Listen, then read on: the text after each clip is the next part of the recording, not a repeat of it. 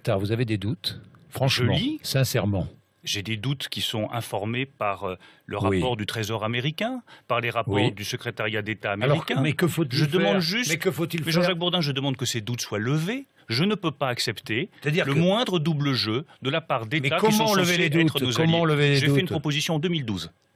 Je n'ai pas attendu 2015 et les événements dramatiques que nous venons de connaître. J'ai demandé qu'il y ait une mission d'information parlementaire sur les liens entre certains États du Golfe et les réseaux islamistes. Liens de parrainage, liens de soutien tacite, liens de financement.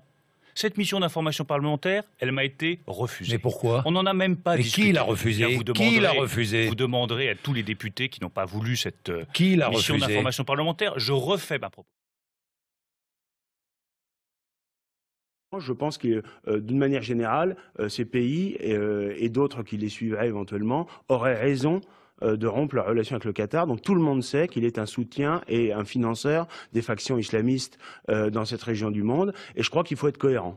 Il faut être cohérent, c'est-à-dire qu'on ne peut pas vouloir éradiquer l'islamisme sur notre sol, vouloir éradiquer le terrorisme et en même temps avoir des liens privilégiés avec un pays comme le Qatar. La droite comme la gauche ont développé ces relations, y compris commerciales. On a bradé notre patrimoine, on leur a fait des exonérations sur la plus-value immobilière en France. Je crois qu'il faut mettre fin à cette connivence. Et d'ailleurs, le meilleur moyen de mettre fin à cette connivence, ce serait de faire une vraie commission d'enquête parlementaire pour établir les liens de la classe politique française avec le Qatar. On sait qu'il y a un livre qui est paru il y a quelques mois qui mettait en évidence le fait que beaucoup de députés de droite et de gauche avaient des liens avec le Qatar. Vous souhaiteriez que la France rompe aussi ses relations diplomatiques avec le Qatar? Oui, je pense que ce serait un message très fort pour dire très clairement que nous entendons combattre l'islamisme et on ne peut pas à la fois combattre l'islamisme ou prétendre le faire et avoir des relations privilégiées avec un pays comme le Qatar ou d'ailleurs...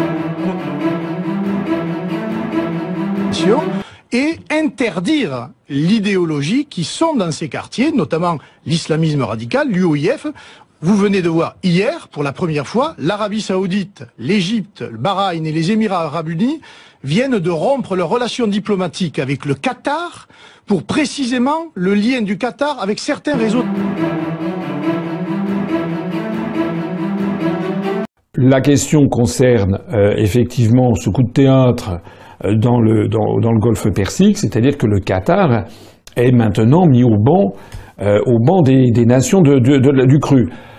Je rappelle que quand je disais, il y a déjà 3-4 ans, vous trouverez sur Internet, en 2014, j'avais publié un document où l'UPR sommait le gouvernement français d'expliquer les relations qu'il y avait entre le Qatar et le terrorisme. On avait fait un communiqué de presse, allez le voir sur notre site.